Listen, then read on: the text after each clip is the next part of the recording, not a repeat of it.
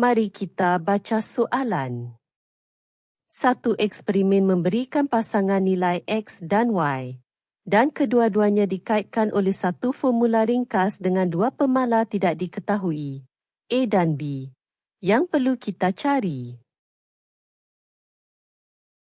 Ini yang diberikan kepada kita, persamaan yang mengaitkan X dan Y, serta jadual 6 pasangan nilai yang diukur. Dan ini tugas kita.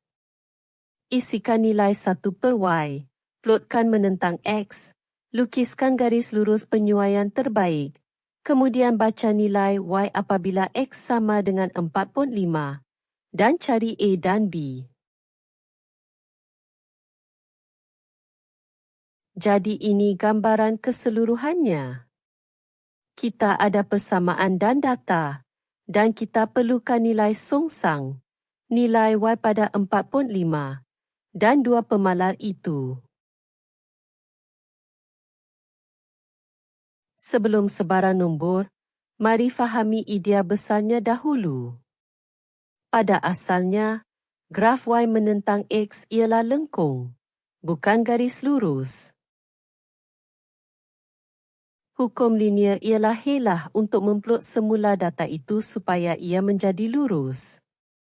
Sebaliknya, plotkan satu per Y menentang X, dan titik-titik itu akan jatuh pada satu garis lurus. Dan hasilnya, kecerunan dan pintasan garis itu akan memberi kita nilai A dan B. Langkah 1. Bahagian A ambil setiap nilai Y dan songsangkan untuk dapatkan nilai songsangnya. Songsangkan setiap satu memberikan 3.57, 3.13, 2.56, 2.04, 1.64, dan 1. Satu amaran, mudah tersalah taip semasa mencari songsang. Jadi semak semula setiap satu. Jadi baris songsang yang lengkap kelihatan seperti ini. Langkah 2. Bahagian B. Sediakan paksi. X melintang dan satu per Y menegak, mengikut skala yang diberikan dalam soalan. Plotkan 6 titik itu dari 1, 3.57 hingga K, 6, 1. Kemudian lukiskan garis lurus penyuaian terbaik, satu garis lurus melalui tengah-tengah titik-titik itu, dengan bilangan titik di atas dan di bawah garis itu lebih kurang sama banyak. Mari kita simpan graf ini di sisi untuk bahagian C. Langkah 3. Bahagian C1. Naik dari X sama dengan 4.5 ke garis itu.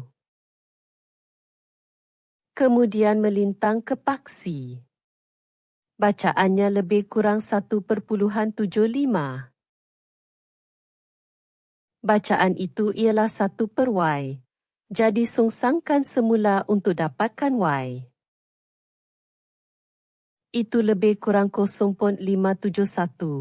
Bahagian C1 selesai. Langkah 4. Sekarang bentukkan semula persamaan itu ke bentuk garis lurus. Mulakan daripada persamaan yang diberi. Songsangkan kedua-dua belah. Pecahkan sebelah kanan kepada dua bahagian. Dan kini ia menjadi garis lurus. Satu sebutan kecerunan tambah satu pemalar. Inilah bentuk garis lurus piawai. Membandingkan kedua-dua bentuk ini, menunjukkan bagaimana kecerunan dan pintasan bergantung kepada A dan B. Langkah 5. Baca terus kecerunan dan pintasan daripada garis itu. Di titik garis itu memotong paksi menegak, Pintasannya lebih kurang 4,1. Dan kecerunan, iaitu kecuraman garis itu menurun, lebih kurang tolak 0,52.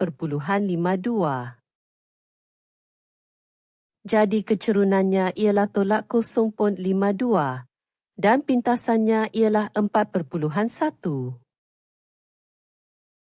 Kecerunan hanyalah perubahan menegak di bahagi perubahan mendatar antara dua titik yang jelas. Daripada kecerunan, kita dapat A, lebih kurang 1,92. Daripada pintasan, kita dapat B, lebih kurang 7,88. Jawapan akhir. Nilai songsang ialah 3.57, 3.13, 2.56, 2.04, 1.64 dan 1. Kita telah melukis garis penyuaian terbaik. Daripadanya, Y pada 4.5 lebih kurang 0.571 dan pemalanya lebih kurang 1.92 untuk A dan lebih kurang 7.88 untuk B.